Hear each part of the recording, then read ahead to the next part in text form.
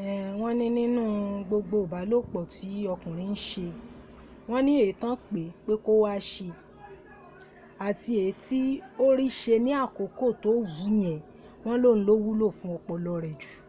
Ṣó yé wa báhun? Wọ́n lè tó ẹ mọ̀ pé tó bá ti pe ọkùnrin pé Ọlọ́run ti ẹ̀ sí bọ́ ṣe especially ẹ̀yin tẹ́ ti fẹ́ ra yín, wọ́n ní o ti send signal sínú ọpọlọ rẹ̀. Cerebral cortex which is cerebrum tó ń control intelligence pẹ̀lú hypothalamus àtàwọn limbic system yẹn, àwọn ni àwọn tí wọ́n ń control sexual urge. Ibẹ̀ ni àwọn most of àwọn sex hormones ti máa ń wá, the likes of oxytocin, dopamine, endorphin yẹn.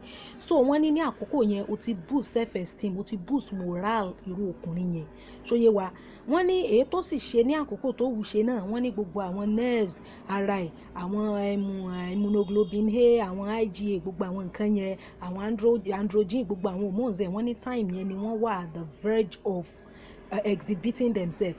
Wọ́n ní àkókò yẹn náà èyí tó bá rí ṣe láàkó yẹn, wọ́n lò náà wúlò fún ọpọlọ rẹ̀, òun ló lè fi memory sí ọpọlọ ọkùnrin. So wọ́n wá ní pé gbogbo ẹ̀yin tó yẹ pé wọ́n ṣẹ̀ṣẹ̀ máa bẹ̀ yín ni gbogbo ẹ̀yin ọ̀pọ̀lọpọ̀ àwọn obìnrin ilé mi bẹ́ẹ̀ bá ṣẹ̀ṣẹ̀ máa bẹ̀ wọ́n kẹ́ fọlọ́run bá nà bí wọ́n ní wọ́n ní gbà. Wọ́n ní irú àwọn yẹn wọ́n ní kò padà wúlò fún wọn. Wọ́n ní tó wọ́n kàn lè ṣe bẹ́ẹ̀ bẹ́ẹ̀ nígbà tó bá padà wà gbà.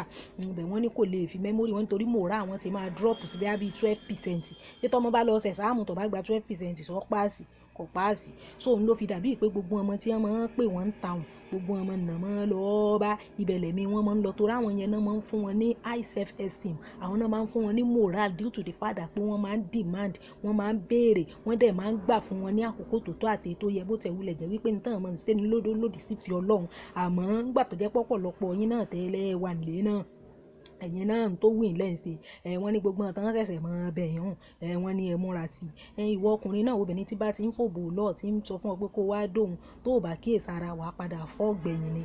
Ó sì lè jẹ́ pé ó fẹ́ ba yí ẹ̀jẹ̀ ni because the moment tó fi ń sọ̀rọ̀ yẹn inú cerebral cortex ẹ ló ti lọ máa down, center tó control intelligence, ibi tó ti yẹ kó o ronú kó o reason, ibẹ̀ ni àwọn demand yẹn ti máa dún. Tó bá dẹ̀ jẹ́ ni tó lẹ́tọ̀ọ́ sí ìwọ náà wo Joseph sórí pé Joseph flee ó sá ni, tí ò bá sá ìyàwó Pọ́tífà ò bá padà bá yí ẹ̀jẹ̀. So obìnrin tó bá ti ń fòbò lọ ẹ tó ń fi ń lọ ẹ pé kó wá dóhun, inú ọpọlọ rẹ lọ́n ibi center ibi tó ti reason, tó ti ibi tó ń control intelligence, tó ń control reasoning rẹ, ibẹ̀ ni tó ń sọ yẹn ti máa lọ down.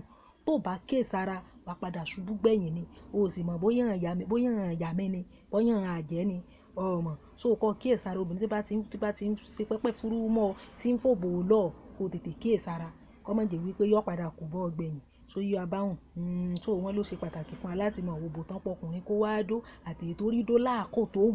Wọ́n ní ló wúlò, lóbìnrin ló lè fi mú ọpọlọ ọkùnrin mọ́lẹ̀. Àmọ́ ọ̀pọ̀lọpọ̀ obìnrin tí wọ́n lẹ́tọ̀ọ́ sọ́kùnrin, ìmí inú wọn máa ń sá fókó ni. Wọ́n ní ẹ múra sí i. Ìwọ tó sì ti ìgbéyàwó náà sọ mọ̀ pé mo máa ń sọ ọ lẹ́tọ̀ọ́ sóko, tó bá lọ́n dóko, oko bá rẹ ni. Ìwọ náà sì rè tó ti ìfẹ́ ìyàwó, tó rè ń fomi ṣòfò gbogbo omi tó yóò wúlò fara rẹ̀. Tó bá ti ẹ̀ wà mọ̀ wípé o fẹ́ ṣe ìbálòpọ̀, ọ lọ rè ìgbéyàwó. Gbogbo ẹ̀yin tẹ́ ẹ wà ń ta náà, gbogbo ẹ̀yin side chick. Ṣé àwọn tí wọ́n fẹ́ lé ṣé wọ́n lórí méjì? Ọ lè ní kọ́fí ọ wá ń ṣòfò ara. Ọlọ́run ó ṣàánú rẹ̀, wọ́n ní kí gbogbo yín ronú pìwàdà. Ẹ̀yin obìnrin fídíò ìwà fún òbò tó kọ yín rí dó láàkó tó wù àti èyí tẹ́ invite ẹ̀ pé wá dó, òun ló wúlò fọpọlọ rẹ̀ jù. Èyí tí wọ́n sì fi ń gbà hàn mọ́ yín lọ́wọ́ ń tanù. Kálukú yín ronú pìwàdà. Ọlọ́run ó ṣàánú wa. Wájú lọ̀pọ̀ ẹ̀bì tí gbogbo wa máa rí sí. Ó dàbọ̀.